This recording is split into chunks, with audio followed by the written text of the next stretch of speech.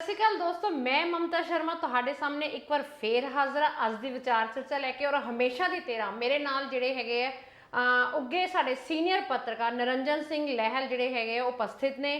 ਤੇ ਪਹਿਲਾਂ ਅਸੀਂ ਲਹਿਲ ਸਾਹਿਬ ਦਾ ਸਵਾਗਤ ਕਰਦੇ ਹਾਂ। ਸਤਿ ਸ਼੍ਰੀ ਅਕਾਲ ਲਹਿਲ ਸਾਹਿਬ। ਮਮਤਾ ਜੀ ਸਤਿ ਸ਼੍ਰੀ ਅਕਾਲ, ਤੁਹਾਡਾ ਬਹੁਤ ਬਹੁਤ ਧੰਨਵਾਦ।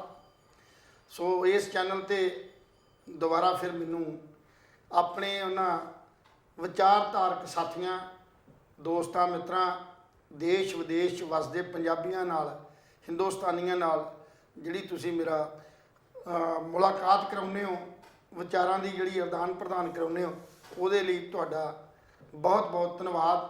ਤੇ ਸਾਰੇ ਸੰਸਾਰ 'ਚ ਬੈਠੇ ਪੰਜਾਬੀਆਂ ਤੇ ਹਿੰਦੁਸਤਾਨੀਆਂ ਨੂੰ ਮੇਰੇ ਵੱਲੋਂ ਸਤਿ ਸ੍ਰੀ ਅਕਾਲ।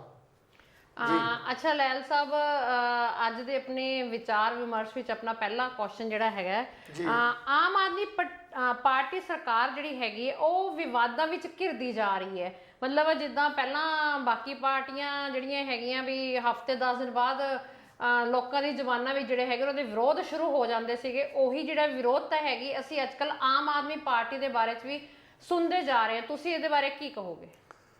ਮਮਤਾ ਜੀ ਗੱਲ ਇਹ ਹੈ ਕਿ ਜਦੋਂ ਵੀ ਕੋਈ ਨਵੀਂ ਸਰਕਾਰ ਆਉਂਦੀ ਹੈ ਜਾਂ ਨਵੀਂ ਕੋਈ ਹਕੂਮਤ ਆਉਂਦੀ ਹੈ ਨਾ, ਤਾਂ ਕੋਈ ਨਾ ਕੋਈ ਨਵਾਂ ਲੈ ਕੇ ਆਉਂਦੀ ਹੈ।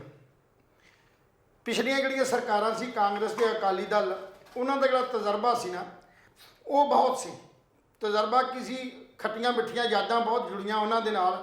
70 ਸਾਲ 'ਚ ਉਹਨਾਂ ਨੇ ਇੱਕ ਦੂਜੇ ਨਾਲ ਲੋਕਾਂ ਨਾਲ ਲੁਕਣ ਮਿਚੀ ਖੇਡੀ, ਕਈ ਸੁਧਾਰ ਕੀਤੇ, ਕਈ ਵਿਰੋਧ ਕੀਤੇ, ਕਈ ਇਹੋ ਜਿਹੇ ਕਾਨੂੰਨ ਬਣਾਏ ਜਿਹੜੇ ਲੋਕਾਂ ਦੇ ਪੱਖ ਸੀ, ਕੋਈ ਵਿਰੋਧ ਦੇ ਬਣਾਏ। ਤੇ ਆਪਾਂ ਇਹ ਕਹਿੰਦੇ ਸੀ ਕਿ ਇਹ ਰਵਾਇਤੀ ਪਾਰਟੀਆਂ ਨੇ ਤੇ ਰਵਾਇਤੀ ਪਾਰਟੀਆਂ ਰਵਾਇਤ ਦੇ ਅਨੁਸਾਰ ਜਿਹੜਾ ਉਹ ਕੰਮ ਕਰਦੀਆਂ ਨੇ। ਕੁਛ ਨਾ ਕੁਛ ਉਹਨਾਂ ਨੂੰ ਜਿਹੜੀ ਸੀ ਵਿਧਾਨਕ ਸੰਵਿਧਾਨਕ ਤੇ ਇਹ ਜਿਹੜੀ ਸੀ ਇਹ ਸਮਝ ਦੀ ਨੇੜੇ ਤੇੜੇ ਪਹੁੰਚਦੇ ਸੀ, ਪਰ ਲੋਕਾਂ ਦੇ ਹੱਕ 'ਚੋਂ ਕਦੇ ਨਹੀਂ ਸੀ ਭੁਗਤੇ। ਜੇ ਕੋਈ ਭੁਗਤੇ ਸੀ ਮਾੜੇ ਮੋਟੇ ਭੁਗਤੇ ਸੀ, ਜ਼ਿਆਦਾਤਰ ਉਹ ਨਿੱਜੀ ਤੌਰ ਤੇ ਆਪਣੀਆਂ ਜਾਇਦਾਦਾਂ, ਆਪਣੀਆਂ ਜਿਹੜੀਆਂ ਉਹ ਹੈਸੀਅਤ ਨੂੰ ਨਿਖਾਰਨ ਵਾਸਤੇ ਜਾਂ ਆਪਣੇ ਖਾਨਦਾਨ ਜਾਂ ਆਪਣੀਆਂ ਹੋਰ ਚਾਚੇ ਤਾਏ ਮਾਮੇ ਮਾਸੀਆਂ ਦੀਆਂ ਜਿਹੜੀਆਂ ਉਹ ਜਾਇਦਾਦਾਂ ਦੇ ਵਧਾਉਣ ਲਈ ਜ਼ਿਆਦਾਤਰ ਤਰਜੀਹ ਉਹਨਾਂ ਨੂੰ ਦਿੰਦੇ ਰਹੇ ਨੇ। ਤੇ ਹੁਣ ਨਵੀਂ ਸਰਕਾਰ ਜਦੋਂ ਆਈ ਇਹਦੇ ਵਿਰੋਧ 'ਚ, ਕਿਉਂਕਿ ਲੋਕਾਂ ਨੂੰ ਬਹੁਤ ਵੱਡਾ ਇਹ ਇਤਰਾਜ਼ ਸੀ, ਰੋਸ ਸੀ, ਤੇ ਆਪਣੇ ਰੋਸ ਦਾ ਪ੍ਰਗਟਾਵਾ ਜਿਹੜਾ ਉਹ ਬਦਲਾਅ 'ਚ ਲੈ ਕੇ ਆਂਦਾ। ਇੱਕ ਨਵਾਂ ਬਦਲਾਅ, ਇੱਕ ਨਵੀਂ ਸੋਚ, ਇੱਕ ਨਵੀਂ ਪਾਰਟੀ ਨੂੰ ਜਿਹੜਾ ਸੀ ਉਹ ਮੌਕਾ ਜਿਹੜਾ ਦਿੱਤਾ ਗਿਆ। ਸੋ ਭਗਵੰਤ ਮਾਨ ਹੋਲਾਵਾਂ ਨੂੰ ਜਦੋਂ ਦੀ ਇਹ ਵਜ਼ਾਰਤ ਦੀ ਵਾਗਡੋਰ ਸਾਂਭੀ ਹੈ, ਉਸ ਵਾਗਡੋਰ ਤੋਂ ਬਾਅਦ ਅਨੇਕਾਂ ਹੀ ਐਲਾਨ ਕੀਤੇ ਗਏ ਨੇ, ਜਿਨ੍ਹਾਂ ਐਲਾਨਾਂ 'ਚ ਸਭ ਤੋਂ ਪਹਿਲਾਂ ਉਹਨੇ ਕੱਚੇ ਮੁਲਾਜ਼ਮਾਂ ਨੂੰ ਜਿਹੜਾ 35,000 ਕੱਚੇ ਮੁਲਾਜ਼ਮਾਂ ਨੂੰ ਜਿਹੜਾ ਸੀ ਉਹ ਪੱਕਿਆਂ ਕਰਨ ਦੀ ਗੱਲ ਕਹੀ, 25,000 ਨਵੀਆਂ ਨੌਕਰੀਆਂ ਕੱਢਣ ਦੀ ਗੱਲ ਕਹੀ, ਜਾਂ ਪੈਨਸ਼ਨਾਂ ਜਿਹੜੀਆਂ ਸਰਕਾਰ ਦੀਆਂ ਜਿਹੜੇ ਵਿਧਾਇਕ ਸੀ ਕਈ 7-7 ਵਾਰ ਜਿਹੜੇ ਵਿਧਾਇਕ ਬਣੇ ਤੇ ਉਹ 7-7 ਪੈਨਸ਼ਨਾਂ ਜਿਹੜੀਆਂ ਲੈ ਰਹੇ ਸੀ, ਤੇ ਉਹਦਾ ਇਹ ਫੈਸਲਾ ਵੀ ਇੱਕ ਵਿਧਾਇਕ ਨੂੰ, ਸਾਬਕਾ ਵਿਧਾਇਕ ਚਾਹੇ ਉਹ 7 ਵਾਰ ਰਿਹਾ ਹੋਵੇ, ਪਰ ਇੱਕੋ ਹੀ ਸਾਬਕਾ ਵਿਧਾਇਕ ਦੀ ਇੱਕ ਪੈਨਸ਼ਨ ਜਿਹੜੀ ਦਿੱਤੀ ਜਾਏਗੀ। ਇਹ ਕੁਝ ਚੰਦ ਇਹੋ ਜਿਹੇ ਐਲਾਨ ਸੀ। ਜਾਂ ਬਿਜਲੀ ਨਾਲ ਸੰਬੰਧਿਤ ਜਿਹੜੇ 300 ਯੂਨਿਟ ਦੀ ਮਾਫੀ ਦੀ ਗੱਲ ਕੀਤੀ ਗਈ ਸੀ, ਜਾਂ ਹੋਰ ਕਈ ਜਿਹੜੀਆਂ ਗਰੰਟੀਆਂ ਜਿਹੜੀਆਂ ਉਸ ਵੇਲੇ ਦਿੱਤੀਆਂ ਗਈਆਂ ਸੀ, ਉਹਨਾਂ ਦੇ ਉੱਤੇ ਜਿਹੜੀ ਹੈ ਮਾਨ ਦੀ ਸਰਕਾਰ ਨੇ, ਭਗਵੰਤ ਮਾਨ ਦੀ ਸਰਕਾਰ ਨੇ ਜਾਂ ਭਗਵੰਤ ਮਾਨ ਨੇ ਉਹ ਐਲਾਨਾਂ ਦੇ ਰਾਹੀਂ ਜਦੋਂ ਲੋਕਾਂ ਦੇ ਸਨਮੁਖ ਹੋਇਆ, ਤੇ ਉਹਦੇ ਜਿਹੜੇ ਅਸਰ ਜਾਂ ਵਿਰੋਧ ਹੋਣਾ ਲਾਜ਼ਮੀ ਸੀ। ਹਾਂਜੀ, ਕੁਝ ਇਹੋ ਜਿਹੀਆਂ ਮੰਗਾਂ ਜਿਵੇਂ ਕਿ ਕਹਿ ਦਈਏ ਆਪਾਂ 35,000 ਜਿਹੜੇ ਪੱਕੇ ਮੁਲਾਜ਼ਮ ਕਰਨੇ ਸੀ। ਹਾਂਜੀ, ਮੈਂ ਪਹਿਲਾਂ ਵੀ ਇਹ ਗੱਲ ਕਹਿੰਦਾ ਰਿਹਾ, ਕੱਲ੍ਹ ਵੀ ਕਿਹਾ, ਪਹਿਲਾਂ ਵੀ ਕਿਹਾ ਵੀ ਜਦੋਂ ਵੀ ਅਸੀਂ ਕੋਈ ਆਪਣੇ ਮੂੰਹ 'ਚੋਂ ਗੱਲ ਕੱਢਦੇ ਹਾਂ, ਜਦੋਂ ਵੀ ਕੋਈ ਐਲਾਨ ਕਰਦੇ ਹਾਂ, ਐਲਾਨ ਕਰਨ ਤੋਂ ਪਹਿਲਾਂ ਉਹਦੀ ਸਿਚੁਏਸ਼ਨ ਜਿਹੜੀ ਉਹਦੀ ਸਥਿਤੀ ਹੈ ਜ਼ਮੀਨੀ ਪੱਧਰ ਤੇ ਵੇਖ ਲੈਣੀ ਚਾਹੀਦੀ ਹੈ, ਰੂਪ ਰੇਖਾ ਤਿਆਰ ਕਰ ਲੈਣੀ ਚਾਹੀਦੀ ਜੀ। ਜਦੋਂ ਤੱਕ ਉਹਦਾ ਜਿਹਨੂੰ ਰੋਡ ਮੈਪ ਕਹਿ ਦਿੰਦੇ ਅੱਜ ਕੱਲ੍ਹ, ਰੂਪ ਰੇਖਾ ਹੀ ਹੁੰਦੀ ਹੈ। ਉਹ ਰੂਪ ਰੇਖਾ ਤਿਆਰ ਕਰਨ ਵਾਸਤੇ ਕਈ ਅੜਿੱਚੜਾਂ ਪੈਦਾ ਹੋ ਸਕਦੀਆਂ, ਸੰਵਿਧਾਨਕ ਪੈਦਾ ਹੋ ਸਕਦੀ ਹੈ, ਕਿਤੇ ਇਹੋ ਜਿਹੀਆਂ ਕੁਝ ਨਵੀਆਂ ਸੋਧਾਂ ਕਰਨੀਆਂ ਪੈਂਦੀਆਂ ਜਿਹੜੀਆਂ ਐਲਾਨ ਨਾਲ ਨਹੀਂ ਹੁੰਦੀਆਂ। ਉਹ ਵਿਧਾਨ ਸਭਾ ਦੀ ਜਿਹੜੀ ਆ ਪੂਰੇ ਸੈਸ਼ਨ ਦੇ ਵਿੱਚ ਜਿਹੜੀ ਆ ਉਹ ਸੋਧ ਕੀਤੀ ਜਾਂਦੀ ਹੈ। ਹਮੇਸ਼ਾ ਹੀ ਜਿੰਨੇ ਵੀ ਹੁਣ ਐਲਾਨ ਹੋਏ ਨੇ, ਇਹਨਾਂ ਐਲਾਨਾਂ ਦੀ ਜਦੋਂ ਗੱਲ ਕਰਦੇ ਆ ਤਾਂ ਵਿਰੋਧ ਪੈਦਾ ਹੋਣਾ ਹੀ ਸੀ, ਕਿਉਂਕਿ ਅਸੀਂ ਕਾਹਲੀ ਦੇ ਅੰਦਰ ਭਾਵਕ ਹੋ ਕੇ ਜਿਹੜੀ ਆ ਉਹ ਬੜੇ ਇਮੋਸ਼ਨਲ ਹੋ ਕੇ ਇਹ ਐਲਾਨ ਤਾਂ ਕਰ ਦਿੱਤੇ, ਪਰ ਇਹਨਾਂ ਐਲਾਨਾਂ ਦਾ ਜਦੋਂ ਸਰਕਾਰ ਵੱਲੋਂ ਜਾਂ ਜਦੋਂ ਸੰਵਿਧਾਨਕ ਤੌਰ ਤੇ ਇਹਦੀ ਪਿਛੋਕੜ 'ਚ ਗਏ ਨੇ ਤੇ ਉਹ ਵਿਰੋਧ ਦਾ ਕਾਰਨ ਬਣੇ ਨੇ। ਇਸੇ ਕਰਕੇ ਜਿਹੜੀ ਆਮ ਆਦਮੀ ਪਾਰਟੀ ਹੈ ਉਹ ਹੁਣ ਵਿਵਾਦਾਂ 'ਚ ਘਿਰਦੀ ਨਜ਼ਰ ਆ ਰਹੀ ਹੈ। ਕਿਉਂਕਿ ਜਿਹੜੀਆਂ ਵਿਰੋਧੀ ਪਾਰਟੀਆਂ ਨੇ ਉਹਨਾਂ ਨੂੰ ਆਪਣੇ ਟਾਰਗੇਟ ਤੇ ਲੈ ਲਿਆ।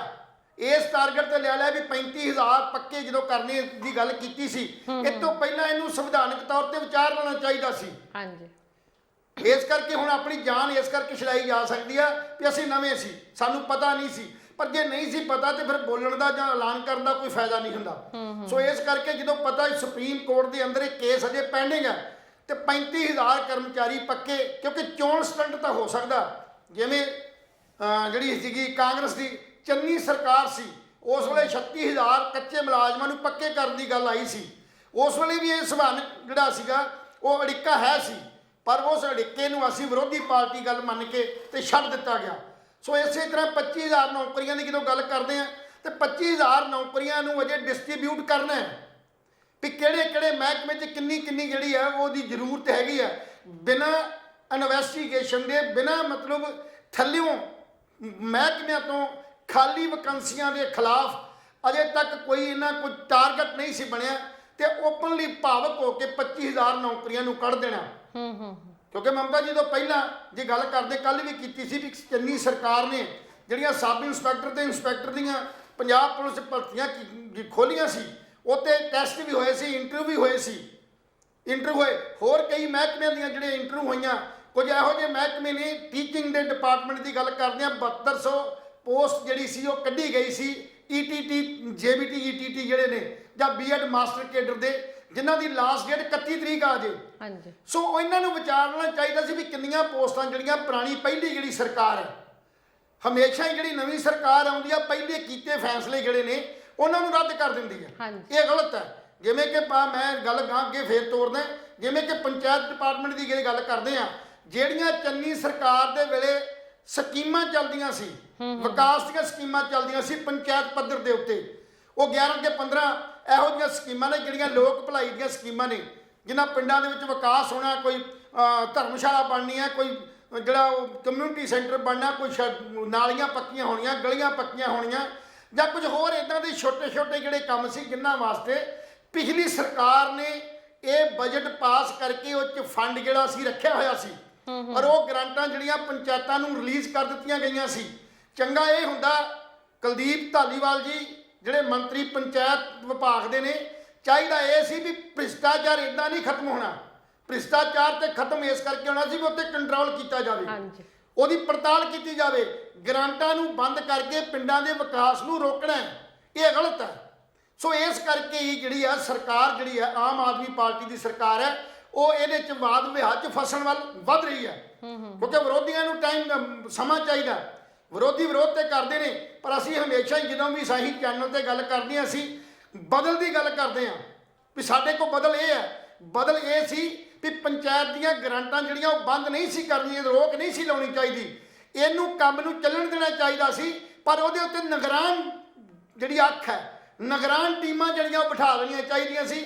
ਔਰ ਪਿਛਲੇ ਜਿਹੜੇ ਕੀਤੇ ਕੰਮ ਸੀ, ਜਿਹੜੀ ਗ੍ਰਾਂਟ ਪਹਿਲਾਂ ਆਈ ਉਸ ਗ੍ਰਾਂਟ ਨੂੰ ਵੈਰੀਫਾਈ ਕਰਨ ਵਾਸਤੇ, ਆਡਿਟ ਕਰਨ ਵਾਸਤੇ ਪੰਜਾਬ ਸਰਕਾਰ ਦੇ ਡਿਪਾਰਟਮੈਂਟ ਨੇ, ਉਹ ਪੰਜਾਬ ਦੇ ਸਰਕਾਰ ਦੇ ਜਿਹੜੇ ਡਿਪਾਰਟਮੈਂਟ ਨੇ ਉਹਨਾਂ ਨੂੰ ਹਰਕਤ 'ਚ ਲਿਆਉਂਦੇ ਵੀ ਇਹ ਪੰਚਾਇਤ ਡਿਪਾਰਟਮੈਂਟ ਦਾ ਵੱਖ-ਵੱਖ ਸਰਪੰਚਾਂ ਦੇ ਜਿਹੜੇ ਕਾਰਜ ਕੀਤੇ ਨੇ, ਜਿਹੜੇ ਵਿਕਾਸ ਦੇ ਕੰਮ ਪੰਚਾਇਤਾਂ ਨੇ ਕੀਤੇ ਨੇ ਤੇ ਸੈਕਟਰੀਆਂ ਦੇ ਥਰੂ ਉਹ ਪੈਸੇ ਡਰਾ ਕਰਾਏ ਨੇ, ਉਹਨਾਂ ਦਾ BDPO ਜਾਂ ਜਿਹੜਾ ਬਲਾਕ ਪੰਚਾਇਤ ਅਫਸਰ ਹੈ ਜਾਂ ਜ਼ਿਲ੍ਹੇ ਦਾ ਜਿਹੜਾ ਪੰਚਾਇਤ ਅਫਸਰ ਹੈ, ਇਹਨਾਂ ਨੂੰ ਇਨਵੋਲਵ ਕਰਕੇ ਇਹ ਆਡਿਟ ਕਰਾ ਲਿਆ ਜਾਂਦਾ ਔਰ ਅਗਲੀ ਜਿਹੜੀ ਗ੍ਰਾਂਟ ਦਾ ਜਿਹੜਾ ਹਿਸਾਬ ਕਿਤਾਬ ਹੈ ਉਹਦੇ ਲਈ ਰਿਲੀਜ਼ ਰਹਿਣ ਦਿੰਦੇ ਤਾਂ ਕਿ ਵਿਕਾਸ ਦੇ ਕਾਰਜ ਵੀ ਚੱਲਦੇ ਰਹਿੰਦੇ ਔਰ ਨਵਾਂ ਜਿਹੜਾ ਸੀ ਕੰਮ ਉਹ ਅਜੇ ਕੰਮ ਰੋਕ ਲਿਆ ਜਾਂਦਾ। ਸੋ ਚੰਗਾ ਹੁੰਦਾ ਵੀ ਜੇ ਇਹ ਜਿਹੜੀ ਗੱਲ ਮੈਂ ਕਰ ਰਿਹਾ ਤੁਹਾਡੇ ਨਾਲ ਗੱਲ ਕੀਤੀ ਹੈ ਵੀ ਜਿਹੜੀ ਜਦੋਂ ਵੀ ਅਸੀਂ ਕੋਈ ਗੱਲ ਕਰਦੇ ਹਾਂ ਤੇ ਉਸ ਗੱਲ ਦੇ ਪਿੱਛੇ ਹਮੇਸ਼ਾ ਹੀ ਸੋਚ ਸਮਝ ਕਰਕੇ ਹੀ ਕੀਤੀ ਜਾ ਸਕਦੀ ਹੈ, ਤਾਂ ਤੇ ਸਾਨੂੰ ਲੋਕਾਂ ਦਾ ਸਪੋਰਟ ਮਿਲੇਗੀ, ਨਹੀਂ ਤੇ ਜਿਹੜਾ ਵਿਰੋਧ ਹੈ ਉਹ ਨਾਲ ਨਾ ਰਹੇਗਾ। ਸਵਾਗਤ ਇਸ ਗੱਲ ਦਾ ਕੀਤਾ ਜਾ ਸਕਦਾ ਵੀ ਜਿਹੜੇ ਚੰਗੇ ਕਾਰਜਾਂ ਵਾਸਤੇ ਜਿਵੇਂ 2-3 ਦਿਨ ਤੋਂ ਲਗਾਤਾਰ ਦਫ਼ਤਰਾਂ ਦੇ ਵਿੱਚ ਐਕਟਿਵਨੈਸ ਜਿਹੜੀ ਆ ਉਹ ਆਉਣੀ ਸ਼ੁਰੂ ਹੋਈ ਹੈ। ਕੁਝ ਤਹਿਸੀਲ ਦੇ ਦਫ਼ਤਰਾਂ 'ਚ ਕਿਸੇ ਹੋਰ ਕਹਿੰਦੇ ਨੇ ਵੀ ਦੋ ਕੰਮ ਤਰੀਕੇ ਨਾਲ ਲੋਕੀ ਕੰਮ ਕਰਦੇ ਆ, ਜਾਂ ਤੇ ਡਰ ਨਾਲ ਕਰਦੇ ਆ, ਜਾਂ ਡੰਡੇ ਨਾਲ ਕਰਦੇ, ਜਾਂ ਫਿਰ ਪਿਆਰ ਨਾਲ ਕਰਦੇ ਆ। ਸੋ ਕਹਿਣ ਦਾ ਭਾਵ ਭਾਰਤੀਆਂ ਨੂੰ ਹੁਣ ਤੱਕ ਹਿੰਦੁਸਤਾਨੀਆਂ ਜਾਂ ਪੰਜਾਬੀਆਂ ਨੂੰ ਵਰਕ ਕਲਚਰ ਪੈਦਾ ਕਰਨਾ ਚਾਹੀਦਾ। ਅਸੀਂ ਬਹੁਤ ਵਾਰ ਕਹਿ ਚੁੱਕੇ ਹਾਂ ਵੀ ਜੋ ਮਰਜ਼ੀ ਹੈ, ਚਾਹੇ ਜਿੰਨੇ ਮਰਜ਼ੀ ਤੁਸੀਂ ਡਿਪਾਰਟਮੈਂਟ ਵਿਜੀਲੈਂਸ ਦੇ ਬਣਾ ਲਓ, ਜਿੰਨੇ ਮਰਜ਼ੀ ਤੁਸੀਂ ਹੋਰ ਮਹਿਕਮੇ ਬਣਾ ਲਓ, ਜਦ ਤੱਕ ਤੁਸੀਂ ਲੋਕਾਂ ਦੇ ਮਨਾਂ ਦੇ ਅੰਦਰੋਂ ਭ੍ਰਿਸ਼ਟਾਚਾਰ ਤੇ ਸਿਫਾਰਿਸ਼ ਬਾਹਰ ਨਹੀਂ ਕੱਢਦੇ, ਇੱਕ ਨਵੀਂ ਤਕਨੀਕ ਨਹੀਂ ਪੈਦਾ ਕਰਦੇ, ਨਵੀਂ ਸੋਧ ਨਹੀਂ ਪੈਦਾ ਕਰਦੇ, ਉਦੋਂ ਤੱਕ ਜਿਹੜੀ ਆ ਇਹ ਹਾਲਾਤ ਜਿਹੜੇ ਇਦਾਂ ਦੇ ਇਦਾਂ ਹੀ ਬਣੇ ਰਹਿਣਗੇ। ਸੋ ਇਸ ਕਰਕੇ ਸਾਨੂੰ ਜਿਹੜਾ ਪਬਲਿਕ ਦੇ ਅੰਦਰ, ਲੋਕਾਂ ਦੇ ਅੰਦਰ, ਪਬਲਿਕ ਤੇ ਸਰਕਾਰ ਦੇ ਨਾਲ ਜਿਹੜਾ ਤਾਲਮੇਲ ਹੈ ਇਹ ਇੰਨੇ ਵਧੀਆ ਤਰੀਕੇ ਨਾਲ ਡਿਵੈਲਪ ਕਰਨਾ ਚਾਹੀਦਾ। ਔਰ ਨਵੇਂ ਜਿਹੜੇ ਬੰਦੇ ਆਉਂਦੇ ਨੇ, ਨਵੀਂ ਜਿਹੜੀ ਸਰਕਾਰ ਜਾਂ ਨਵੇਂ ਜਿਹੜੇ ਮਤਲਬ ਸਾਡੇ ਭਰਤੀ ਹੋਣ ਵਾਲੇ, ਉਹਨਾਂ ਦੇ ਮਨਾਂ ਦੇ ਅੰਦਰ ਇਦਾਂ ਦਾ ਪਿਆਰ, ਇਦਾਂ ਦੀ ਗੱਲ ਪਾਓ ਤਾਂ ਕਿ ਉਹ ਰਿਸ਼ਵਤਖੋਰ ਵਾਲੇ ਵਧਣ ਹੀ ਨਾ। ਰਿਸ਼ਵਤ ਤਾਂ ਹੀ ਕਰਦਾ ਵੀ ਜਦੋਂ ਉਹਦੀ ਦਿਹਾੜੀ ਜਿਹੜੀ ਹੈ, ਹੁਣ ਤੁਸੀਂ ਇੱਕ ਸਕੀਮ ਚੱਲਦੀ ਹੈ ਤੁਹਾਡੀ ਪੰਜਾਬ ਸਰਕਾਰ ਦੀ, ਉਹ ਚੱਲਦੀ ਹੈ, ਦੂਜੀ ਆ ਜਿਹੜੀ ਆ ਮਨਰੇਗਾ ਸਿਸਟਮ ਚੱਲਦਾ ਰਿਹਾ, ਰੁਜ਼ਗਾਰ ਚੱਲਦਾ ਰਿਹਾ। ਇੱਕ ਮੰਤਰੀ ਇਹ ਗੱਲ ਕਹਿੰਦਾ ਵੀ 70 ਤੇ 80 ਹਜ਼ਾਰ 'ਚ ਅਸੀਂ ਗੁਜ਼ਾਰਾ ਨਹੀਂ ਕਰ ਸਕਦੇ। ਤੁਸੀਂ ਹੈਰਾਨ ਹੋਵੋਗੇ, ਇੱਕ ਮਜ਼ਦੂਰ ਨੂੰ ਇੱਕ ਸਾਲ ਦੇ ਵਿੱਚ ਸਿਰਫ 5 ਮਹੀਨੇ ਕੰਮ, 150 ਦਿਨ, ਪਹਿਲਾਂ 125 ਦਿਨ ਸੀ, ਫਿਰ 150 ਦਿਨ ਕੀਤਾ ਗਿਆ। 150 ਦਿਨ ਦਾ ਭਾਵ ਆ 5 ਮਹੀਨੇ, 5 ਮਹੀਨਿਆਂ 'ਚ ਉਹਨੂੰ 350 ਰੁਪਇਆ ਦਿਹਾੜੀ ਮਿਲਣੀ ਆ। ਤੇ ਤੁਸੀਂ ਅੰਦਾਜ਼ਾ ਲਾ ਲਓ, 350 ਰੁਪਏ ਦਿਹਾੜੀ ਜਿਹੜੀ ਆ 30 ਨੂੰ ਕਰ ਲਓ ਤੇ ਮੇਰਾ ਖਿਆਲ ਆ 11,000 ਰੁਪਇਆ ਬਣਦਾ। ਇੱਕ ਬੰਦਾ ਮਜ਼ਦੂਰ 11,000 'ਚ ਆਪਣੇ ਬੱਚੇ ਪਾਲਦਾ, ਆਪਣੇ ਘਰ ਦੀ ਰੋਟੀ ਚਲਾਉਂਦਾ, ਬੱਚਿਆਂ ਨੂੰ ਐਜੂਕੇਸ਼ਨ ਦਿੰਦਾ, ਉਹਨਾਂ ਦੀ ਬਿਮਾਰੀ, ਉਹਨਾਂ ਦੇ ਹਰ ਰਿਸ਼ਤੇਦਾਰੀਆਂ 'ਚ ਭੁਗਤਦਾ। ਇਹ ਅੰਦਾਜ਼ਾ ਲਾ ਲਓ, ਇਹੀ ਇੱਕ ਸਾਡਾ ਜਿਹੜਾ ਵਖਰੇਵਾਂ ਹੈ। ਇਸ ਵਖਰੇਵੇਂ ਨੂੰ ਜ਼ਰੂਰ ਦੂਰ ਕਰਨ ਦੀ ਗੱਲ ਹੈ, ਤਾਂ ਹੀ ਜਿਹੜੀ ਸਰਕਾਰ ਆ ਲੋਕਾਂ ਦੇ ਅੰਦਰ ਪਿਆਰ ਤੇ ਮੁਹੱਬਤ ਤੇ ਜਿਹੜੀ ਉਹਨਾਂ ਨੇ ਆਸ ਲਾਈ ਹੋਈ ਹੈ ਤਾਂ ਪੂਰੀ ਹੋ ਸਕਦੀ ਹੈ। ਸਿਰਫ ਕੁਝ ਗੱਲਾਂ ਕਰਕੇ ਹੀ ਜਿਹੜੀ ਸਰਕਾਰ ਹੈ ਉਹ ਅੱਜ ਭਗਵੰਤ ਮਾਨ ਦੀ ਇਹ ਚਰਚਾ 'ਚ ਚੱਲ ਰਹੀ ਹੈ, ਇਹਦਾ ਵਿਰੋਧ ਤੇ ਵਿਰੋਧ ਹੋ ਰਿਹਾ। ਚੰਗੀਆਂ ਗੱਲਾਂ ਦੀ ਜਿਹੜੀ ਹਮਾਇਤ ਆ ਅਸੀਂ ਖੁੱਲ੍ਹ ਕੇ ਕਰਦੇ ਹਾਂ ਤੇ ਕਰਾਂਗੇ। ਅੱਛਾ ਲੈਲ ਸਾਹਿਬ, ਮੇਰਾ ਨੈਕਸਟ ਜਿਹੜਾ ਕੁਐਸਚਨ ਹੈਗਾ ਉਹਦੇ ਵਿੱਚ ਹੈਗਾ ਕਿ ਸਾਬਕਾ ਵਿਧਾਇਕਾਂ ਦੀ ਪੈਨਸ਼ਨ ਬੰਦ ਕਰਨ ਤੋਂ ਬਾਅਦ ਵੱਖ-ਵੱਖ ਆਗੂਆਂ ਵੱਲੋਂ ਜਿਹੜਾ ਹੈਗਾ ਵੀ ਉਹ ਕੁਝ ਆਗੂਆਂ ਨੇ ਸਵਾਗਤ ਕੀਤਾ ਹੈ ਤੇ ਕੁਝ ਆਗੂ ਜਿਹੜਾ ਹੈਗਾ ਵਿਰੋਧ ਕਰ ਰਹੇ ਹੈਗੇ ਹੈ। ਤੁਸੀਂ ਇਹਦੇ ਬਾਰੇ ਕੀ ਕਹੋਗੇ? ਮਮਤਾ ਜੀ, ਗੱਲ ਇਹ ਹੈ ਵੀ ਇਹ ਅਸੀਂ ਕਾਫੀ ਲੰਬੇ ਸਮੇਂ ਤੋਂ ਇਹ ਮੰਗ ਕਰ ਰਹੇ ਸੀ ਵੀ ਪੰਜਾਬ ਦਾ ਖਜ਼ਾਨਾ ਜਿਹੜਾ ਉਹ ਇਸ ਕਰਕੇ ਨਹੀਂ ਖਾਲੀ ਹੋਇਆ ਕਿ ਕਿਸੇ ਗਰੀਬਾਂ ਨੂੰ ਮਕਾਨ ਬਣਾ ਕੇ ਦਿੱਤੇ ਹੋਣ, ਮੁਲਾਜ਼ਮਾਂ ਨੂੰ ਕਿਤੇ ਵੱਧ ਤਨਖਾਹ ਦੇ ਦਿੱਤੀ ਗਈ ਹੋਵੇ, ਜਾਂ ਹੋਰ ਮਜ਼ਦੂਰਾਂ ਤੇ ਕਿਸਾਨਾਂ ਦੇ ਫਸਲਾਂ ਦੇ ਭਾਅ ਵੱਧ ਹੋ ਗਏ ਹੋਣ, ਜਾਂ ਉਹਨਾਂ ਦੇ ਬੀਜ ਸਸਤੇ ਕਰਕੇ ਉਹਨਾਂ ਨੂੰ ਕੋਈ ਸਬਸਿਡੀਆਂ ਦਿੱਤੀਆਂ ਗਈਆਂ ਹੋਣ। ਇਹਦੇ ਕਰਕੇ ਪੰਜਾਬ ਦਾ ਖਜ਼ਾਨਾ ਜਿਹੜਾ ਉਹ ਖਾਲੀ ਨਹੀਂ ਹੋਇਆ। ਜੇ ਖਜ਼ਾਨਾ ਖਾਲੀ ਭਾਰਤ ਸਰਕਾਰ ਦਾ ਜਾਂ ਪੰਜਾਬ ਸਰਕਾਰ ਦਾ ਹੋ ਰਿਹਾ ਤੇ ਉਹਦੇ ਪਿੱਛੇ ਬਹੁਤ ਵੱਡਾ ਇੱਕ ਰੀਜਨ ਸੀ ਵੀ ਜਿਹੜੇ ਮੰਤਰੀ, ਜਿਹੜੇ ਸਾਬਕਾ ਵਿਧਾਇਕ 7-7 ਵਾਰ ਭਾਵੇਂ ਸੀ, ਉਹ ਜਿੰਨੀ ਵਾਰ ਵੀ ਮਤਲਬ ਵਿਧਾਇਕ ਬਣਦੇ ਸੀ ਜਾਂ ਮੰਤਰੀ ਬਣਦੇ ਸੀ, ਉਨੀ ਵਾਰ ਹੀ ਜਦੋਂ ਸਾਬਕਾ ਹੁੰਦਾ ਸੀ ਤਾਂ ਉਹਨੂੰ ਪੈਨਸ਼ਨ ਦਿੱਤੀ ਜਾਂਦੀ ਸੀ। ਇੱਕ ਵਿਧਾਇਕ ਜਿਹੜਾ ਹੁਣ ਤੱਕ 5-5 ਲੱਖ ਰੁਪਈਆ ਜਿਹੜਾ ਉਹ ਪੈਨਸ਼ਨ ਲੈ ਰਿਹਾ। ਜਦੋਂ ਕਿ ਦੂਸਰੇ ਪਾਸੇ ਜੇ ਗੱਲ ਕਰੀਏ ਮੁਲਾਜ਼ਮਾਂ ਦੀ ਤੇ 58 ਸਾਲ ਦੀ ਉਮਰ 'ਚੋਂ ਰਿਟਾਇਰ ਹੁੰਦਾ। ਘੱਟ ਤੋਂ ਘੱਟ ਵੀ ਜਿਹੜੀ ਨੌਕਰੀ ਹੈ 33 ਸਾਲ ਤੋਂ ਲੈ ਕੇ 38 ਸਾਲ ਤੱਕ ਉਹ ਨੌਕਰੀ ਕਰਦਾ ਉਮਰ ਦੇ ਤਕਾਜ਼ੇ ਦੇ ਮੁਤਾਬਕ। ਜਿਨ੍ਹਾਂ ਨੂੰ ਪਹਿਲਾਂ ਨੌਕਰੀ ਮਿਲ ਜਾਂਦੀ ਹੈ ਉਹ 38 ਸਾਲ ਵੀ ਕਰਦੇ ਨੇ, ਜਿਨ੍ਹਾਂ ਨੂੰ ਬਾਅਦ 'ਚ ਮਿਲਦੀ ਹੈ ਕੁਛ ਵਰੇ ਉਹ 32 ਜਾਂ 33 ਸਾਲ ਕਰਦੇ ਨੇ। ਉਹਨਾਂ ਵਾਸਤੇ ਤੇ ਪੈਨਸ਼ਨ 2004 'ਚ ਬੰਦ ਕਰ ਦਿੱਤੀ ਗਈ। ਪਰ ਇਹ ਬੰਦੇ ਜਿਹੜੇ 5 ਸਾਲ ਬਾਅਦ ਫੇਰ ਬਣ ਜਾਂਦੇ ਨੇ, ਇਹਨਾਂ ਨੂੰ ਤੁਸੀਂ 7-7 ਪੈਨਸ਼ਨਾਂ ਦਿੰਦੇ ਹੋ। ਇਹਦੇ ਨਾਲ ਖਜ਼ਾਨਾ ਜਿਹੜਾ ਖਾਲੀ ਹੁੰਦਾ। ਸੋ ਇਹ ਚੰਗਾ ਹੋਇਆ ਭਗਵੰਤ ਮਾਨ ਨੇ ਸਭ ਤੋਂ ਪਹਿਲਾਂ, ਮੈਂ ਕਹਿੰਦਾ ਇਹ ਐਲਾਨ ਨਾ ਹੋਵੇ, ਇਹਨੂੰ ਨੋਟੀਫਿਕੇਸ਼ਨ ਜਲਦੀ ਤੋਂ ਜਲਦੀ ਕਰਾਇਆ ਜਾਵੇ। ਇਹਦੇ ਨਾਲ ਕੀ ਹੈ, ਜਿਹੜੀਆਂ ਬਾਕੀ ਸੁੱਖ ਸਹੂਲਤਾਂ ਨੇ, ਪਰਿਵਾਰਕ ਪੈਨਸ਼ਨ, ਉਹਨਾਂ ਦੇ ਟੈਲੀਫੋਨ ਭੱਤੇ, ਉਹਨਾਂ ਦਾ ਮੈਡੀਕਲ ਜਿਹੜਾ ਕਿ ਕਰੋੜਾਂ ਰੁਪਈਆ, ਚਾਹੇ ਜਦੋਂ ਮਰਜ਼ੀ ਇੱਕ ਤੁਸੀਂ ਆਮ ਮੁਲਾਜ਼ਮ ਚੱਲ ਜੇ ਤੇ ਉਹਦੀ ਇੱਕ ਲਿਮਿਟੇਸ਼ਨ ਹੈ। ਜਦੋਂ ਵੀ ਅਸੀਂ ਕਿਸੇ ਸਰਕਾਰੀ ਹਸਪਤਾਲ 'ਚੋਂ ਇਲਾਜ ਕਰਾਉਂਦੇ ਹਾਂ, ਜੇ 50,000 ਦਾ ਇਲਾਜ ਕਰਾਇਆ ਤਾਂ ਜਦੋਂ ਉਹ ਬਿੱਲ ਵੈਰੀਫਾਈ ਹੋਣ ਜਾਂਦੇ ਨੇ ਨਾ, ਉਹਦੇ ਉੱਤੋਂ ਘੱਟੋ ਘੱਟ 50,000 ਦੀ ਬਦਲ 'ਚ ਮੇਰਾ ਨਹੀਂ ਖਿਆਲ ਦਾ ਉਹਨੂੰ 26 ਜਾਂ 27,000 ਰੁਪਇਆ ਮਿਲਦਾ, ਉਹ ਵੀ ਪੂਰਾ 1 ਸਾਲ ਧੱਕੇ ਖਾਣ ਤੋਂ ਬਾਅਦ। ਪਰ ਦੂਸਰੇ ਪਾਸੇ ਇਹ ਵਿਧਾਇਕ ਜਿਹੜੇ ਨੇ ਪ੍ਰਾਈਵੇਟ ਹਸਪਤਾਲਾਂ 'ਚ ਕਰੋੜਾਂ ਰੁਪਈਆਂ ਦਾ ਬਿੱਲ ਵੀ ਬਣਾ ਲੈਣ ਤੇ ਇਹਨਾਂ ਦਾ ਬਿਨਾਂ ਕਿਸੇ ਇਤਰਾਜ਼ ਦੇ ਪਾਸ ਕਰ ਦਿੱਤਾ ਜਾਂਦਾ।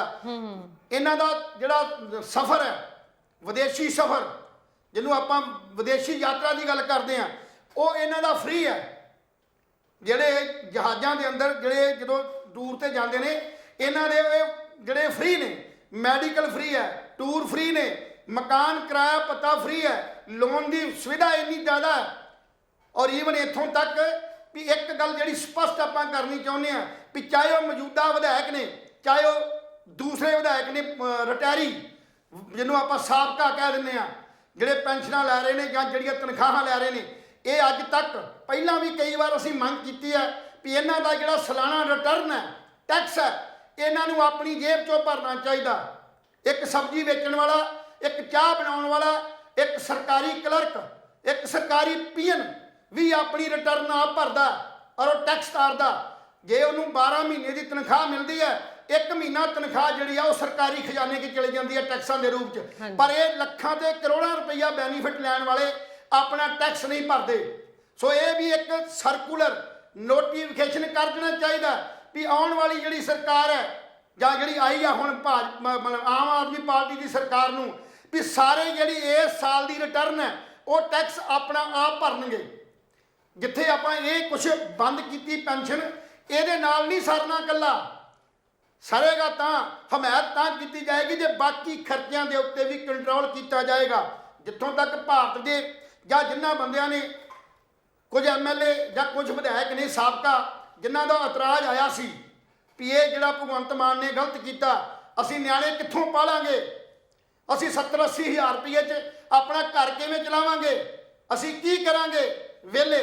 ਮੈਂ ਉਹਨਾਂ ਨੂੰ ਸਲਾਹ ਦਿੰਦਾ ਕਿ ਤੁਸੀਂ ਕਦੇ ਇਹ ਸੋਚ ਕੇ ਆਏ ਸੀ ਵੀ ਅਸੀਂ ਨੌਕਰੀ ਕਰਨ ਲੱਗੇ ਹਾਂ? ਤੁਸੀਂ ਸੇਵਾ ਦੀ ਗੱਲ ਕੀਤੀ ਸੀ, ਸੇਵਾ ਨਹੀਂ, ਰਾਜ ਨਹੀਂ, ਸੇਵਾ। ਤੇ ਸੇਵਾ ਤੇ ਜਿਹੜੀ ਫਿਰ ਫ੍ਰੀ ਕੀਤੀ ਜਾਂਦੀ ਹੈ, ਫਿਰ ਤੁਸੀਂ ਇਹਦਾ ਰੋਜ਼ਾਨਾ ਕਿਉਂ ਭਾਲਦੇ ਹੋ? ਚੰਗਾ ਹੋਵੇ ਕਿ ਤੁਸੀਂ ਤਨਖਾਹਾਂ ਨਾ ਲਓ, ਚੰਗਾ ਹੋਵੇ ਕਿ ਤੁਸੀਂ ਕੋਈ ਇਲਾਜ ਕਿਸੇ ਕਿਸਮ ਦਾ ਕੋਈ ਬੈਨੀਫਿਟ ਸਰਕਾਰ ਤੋਂ ਨਾ ਲਓ। ਕਦੇ ਭਗਤ ਸਿੰਘ ਹੋਣਾ ਨੇ ਵੀ ਕਦੇ ਤਨਖਾਹ ਮੰਗੀ ਸੀ? ਉਹਨਾਂ ਨੇ ਫਾਂਸੀ ਦੇ ਰਸਤੇ ਨੂੰ ਚੁੰਮਿਆ, ਕਦੀ ਉਹਨਾਂ ਨੇ ਗੱਲ ਕੀਤੀ ਸੀ? ਸੁਖਦੇਵ ਨੇ ਜਾਂ ਮਤਲਬ ਜਿਹੜੇ ਸਾਡੇ ਜਿੰਨੇ ਵੀ ਸ਼ਹੀਦ ਹੋਏ ਨੇ, ਜਾਂ ਜਿੰਨੇ ਵੀ ਸਾਡੇ ਹੁਣ ਤੱਕ ਆਜ਼ਾਦੀ ਦੇ ਪਰਵਾਨੇ ਨੇ, ਜਾਂ ਜਿਨ੍ਹਾਂ ਨੇ ਲੋਕ ਲਹਿਰਾਂ ਚਲਾਈਆਂ, ਜਾਂ ਜਿਨ੍ਹਾਂ ਨੇ ਹਿੰਦੁਸਤਾਨ ਦੇ ਲੋਕਾਂ ਲਈ ਆਪਣੇ ਖੂਨ ਵਹਾਇਆ, ਕੀ ਉਹਨਾਂ ਨੇ ਕਦੇ ਪੈਨਸ਼ਨਾਂ ਲਈਆਂ ਸੀ? ਉਹ ਸੇਵਾ ਸੀ। ਉਸ ਭਾਵਨਾ ਨਾਲ ਤੁਸੀਂ ਸਿਆਸਤ ਚਾਹੋ, ਸਿਰਫ ਇਸ ਕਰਕੇ ਸਿਆਸਤ ਚਾਹੁੰਦੇ ਹੋ ਵੀ ਸਾਹੀ ਸਰਕਾਰੀ ਸੁੱਖ ਆਰਾਮ ਭਾਲਾਂਗੇ। ਸੋ ਇਸ ਕਰਕੇ ਜੇ ਕੁਝ ਆਗੂਆਂ ਨੇ ਇਹ ਵਿਰੋਧ ਕੀਤਾ ਤਾਂ ਉਹ ਗਲਤ ਕੀਤਾ। ਇੱਕ ਬੰਦਾ 10,000 ਤਨਖਾਹ ਲੈਣ ਵਾਲਾ ਦਿਹਾੜੀਦਾਰ ਬੰਦਾ ਆਪਣੇ ਬੱਚੇ ਪਾਲ ਸਕਦਾ, ਆਪਣੀ ਰਿਸ਼ਤੇਦਾਰੀਆਂ ਨਿਭਾ ਸਕਦਾ, ਸਭ ਕੁਝ ਕਰ ਸਕਦਾ, ਤੇ ਇਹ ਵਿਧਾਇਕ ਜਿਨ੍ਹਾਂ ਨੇ ਕਰੋੜਾਂ ਰੁਪਈਆ ਸਰਕਾਰ ਨਾਲ ਠੱਗੀ ਮਾਰ ਕੇ ਕਾਨੂੰਨੀ ਤੇ ਗੈਰ ਕਾਨੂੰਨੀ ਆਪਣੀਆਂ ਕੋਠੀਆਂ ਪਾਈਆਂ, ਜਾਇਦਾਦਾਂ ਬਣਾਈਆਂ, ਬਹੁਤ ਵੱਡੇ ਕਾਰੋਬਾਰ ਸਟੈਬਲਿਸ਼ ਕੀਤੇ, ਕਰੋੜਾਂ ਰੁਪਈਆਂ ਦੀਆਂ ਜਿਹੜੀਆਂ ਜਾਇਦਾਦਾਂ ਨੇ, ਜਦੋਂ ਇਹਨਾਂ ਨੇ ਫਾਰਮ ਭਰੇ ਸੀ ਨਾਮਜ਼ਦਗੀ ਫਾਰਮ, ਉਹਨਾਂ ਫਾਰਮਾਂ 'ਚ ਇੱਕ ਵੀ ਬੰਦਾ ਅੱਜ ਤੱਕ ਪੜਚੋਲ ਕਰਨ ਤੋਂ ਬਾਅਦ ਵੀ ਅਜੇ ਤੱਕ ਇਹ ਨਹੀਂ ਲੱਗਾ ਵੀ ਕਿਸੇ ਦੀ 1 ਲੱਖ ਰੁਪਏ ਤੋਂ ਘੱਟ ਜਿਹੜੀ ਇਨਕਮ ਹੋਵੇ ਸਾਲ ਦੀ। ਔਰ ਸਾਰਿਆਂ ਦੀ ਇਨਕਮ ਜਿਹੜੀ ਸੀ, ਜਿੰਨੇ ਵੀ ਜਿਨ੍ਹਾਂ ਨੇ ਕਾਗਜ਼ ਭਰੇ ਸੀ, ਉਹ ਸਾਰੇ ਦੇ ਸਾਰੇ ਜੇ ਇਨਵੈਸਟੀਗੇਸ਼ਨ ਲਈ ਆ ਜਾਣ ਤਾਂ ਮੈਂ ਕਹਿੰਦਾ ਵੀ ਕੋਈ ਵੀ ਇਹੋ ਜਿਹਾ ਬੰਦਾ ਨਹੀਂ ਜਿਹਦਾ ਕੋਈ 50 ਕਰੋੜ ਤੋਂ ਵੱਧ ਦੀ ਪ੍ਰਾਪਰਟੀ ਨਹੀਂ ਹੈ। ਸੋ ਫਿਰ ਇਹ 10,000 ਨੇ 80,000 ਨੇ 70,000 ਰੁਪਇਆ ਵੀ ਜਿਹੜਾ ਲੈਂਦੇ ਨੇ ਉਹ ਵੀ ਗਲਤ ਲੈ ਰਹੇ ਨੇ। ਸੋ ਉਹਨਾਂ ਨੂੰ ਇਹ ਚਾਹੀਦਾ ਪੰਜਾਬ ਦੇ ਲੋਕਾਂ ਲਈ, ਅਗਰ ਤੁਸੀਂ ਸਿਆਸਤ ਹੀ ਕਰਨੀ ਹੈ, ਸੇਵਾ ਕਰਨੀ ਆ, ਤੇ ਸੇਵਾ ਭਾਵਨਾ ਨਾਲ ਆਓ, ਬਿਜ਼ਨਸ ਕਰਕੇ ਜਾਂ ਨੌਕਰੀ ਲਈ ਨਹੀਂ ਆਓ। ਇਹ ਨੌਕਰੀ ਨਹੀਂ ਹੈ, ਇਹ ਸੇਵਾ ਸੀ। ਕੋਈ ਜ਼ਰੂਰੀ ਨਹੀਂ ਵੀ ਤੁਸੀਂ ਐਮਐਲਏ ਹੀ ਬਣਨਾ ਜਾਂ ਤੁਸੀਂ ਸਿਆਸਤ ਹੀ ਕਰਨੀ ਹੈ। ਤੁਸੀਂ ਆਪਣੀਆਂ ਦੁਕਾਨਾਂ ਚਲਾਓ, ਚਾਹ ਵਾਲੀ ਦੁਕਾਨ ਖੋਲ ਲਓ, ਸਬਜ਼ੀ ਦੀ ਦੁਕਾਨ ਖੋਲ ਲਓ, ਕੋਈ ਕਰਿਆਨੇ ਦੀ ਖੋਲ ਲਓ, ਕੋਈ ਕੱਪੜੇ ਦੀ ਖੋਲ ਲਓ। ਇਹ ਜਿਹੜੀ ਲੋਕ ਭਲਾਈ ਦਾ ਕਾਰਜ ਹੈ, ਬਹੁਤ ਬੰਦੇ ਬੈਠੇ ਨੇ ਜਿਹੜੇ ਇਸ ਸਿਸਟਮ ਨੂੰ ਸੁਧਾਰਨ ਵਾਸਤੇ ਆਪਣੀ ਜਾਨ ਤੱਕ ਕੁਰਬਾਨ ਕਰਨ ਨੂੰ ਤਿਆਰ ਬੈਠੇ ਨੇ, ਜਿਹੜੇ ਆਪਣੇ ਘਰ-ਬਾਰ ਛੱਡਣ ਲਈ ਤਿਆਰ ਬੈਠੇ ਨੇ ਕਿ ਅਸੀਂ ਪੰਜਾਬ ਦੇ ਲੋਕਾਂ ਦੀ ਜਿਹੜੀ ਦੁਰਗਤੀ ਹੈ ਇਹਨੂੰ ਸਵਾਰਨਾ, ਅਸੀਂ ਸੇਵਾ ਕਰਨੀ ਹੈ, ਸੇਵਾ ਭਾਵਨਾ ਨਾਲ ਮਾਨਸਿਕ ਜਿਹੜੀ ਗੁਲਾਮੀਆਂ ਨੂੰ ਦੂਰ ਕਰਨਾ। ਸੋ ਇਹਨਾਂ ਆਗੂਆਂ ਨੂੰ ਮੇਰੀ ਇੱਕ ਬੇਨਤੀ ਹੈ ਵੀ ਅਗਰ ਤੁਸੀਂ ਇਸ ਲਾਲਚ ਵੱਸ ਆ ਕੇ ਆ ਰਹੇ ਹੋ ਵੀ ਅਸੀਂ ਐਮਐਲਏ ਬਣ ਕੇ ਕੋਠੀ ਪਾਵਾਂਗੇ, ਅਸੀਂ ਸੈਰ ਸਪਾਟਾ ਕਰਾਂਗੇ, ਜਿਨ੍ਹਾਂ ਨੂੰ ਵਜ਼ੀਰੀਆਂ ਨਹੀਂ ਮਿਲੀਆਂ ਉਹ ਇਸ ਕਰਕੇ ਚੋਣ ਲੜੇ ਸੀ ਕਿ ਅਸੀਂ ਵਜ਼ੀਰ ਬਣ ਕੇ ਆਪਣਾ ਸਵਾਰਨਾ। ਉਹ ਸੇਵਾ ਹੀ ਜੇ ਕਰਨੀ ਹੈ ਤੇ ਫ੍ਰੀ ਸੇਵਾ ਕਰੋ। ਸੇਵਾ ਦਾ ਭਾਵਨਾ ਹੋਰ ਹੁੰਦੀ ਹੈ, ਪਰ ਲਾਲਚ ਵੱਸ ਹੋਈ ਸੇਵਾ ਜਿਹੜੀ ਉਹ ਸੇਵਾ ਨਹੀਂ ਗਿਣੀ ਜਾਂਦੀ।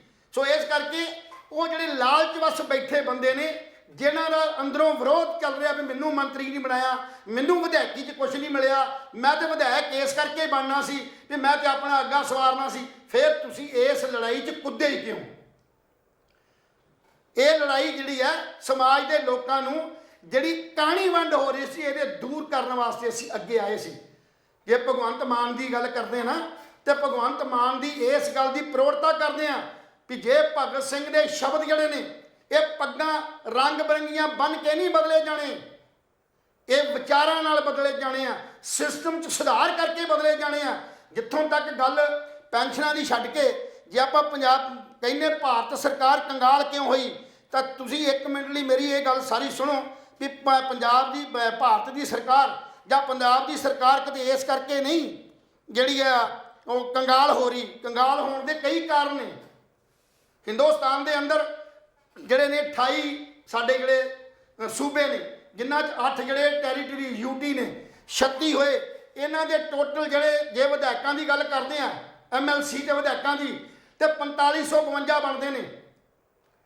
4552 ਦੇ ਉੱਤੇ ਘੱਟ ਤੋਂ ਘੱਟ ਹਰ ਸਾਲ 5 ਅਰਬ ਜਿਹੜਾ 100 ਅਰਬ ਰੁਪਈਆ ਇਹਨਾਂ ਦੀਆਂ ਤਨਖਾਹਾਂ, ਇਹਨਾਂ ਦੀਆਂ ਸਿਕਿਉਰਿਟੀ, ਇਹਨਾਂ ਦੀਆਂ ਪੈਨਸ਼ਨਾਂ ਔਰ ਇਹਨਾਂ ਦੀ ਜਿਹੜੀ ਹੈਗੀ ਆ ਜਿਵੇਂ ਵਿਦੇਸ਼ੀ ਸੈਰ, ਇਲਾਜ, ਪੱਤੇ, ਖਾਣੇ, ਰਿਹਾਇਸ਼, ਇਹ ਸਭ ਕੁਝ ਦੇ ਉੱਤੇ ਜਿਹੜਾ 100 ਅਰਬ ਰੁਪਈਆ ਜਿਹੜਾ ਸਾਲ ਦਾ ਖਰਚਿਆ ਜਾਂਦਾ। ਹੁਣ ਤੁਸੀਂ ਅੰਦਾਜ਼ਾ ਲਾਓ 100 ਅਰਬ ਦੇ ਨਾਲ ਨਵਾਂ ਭਾਰਤ ਬਣਾਇਆ ਜਾ ਸਕਦਾ।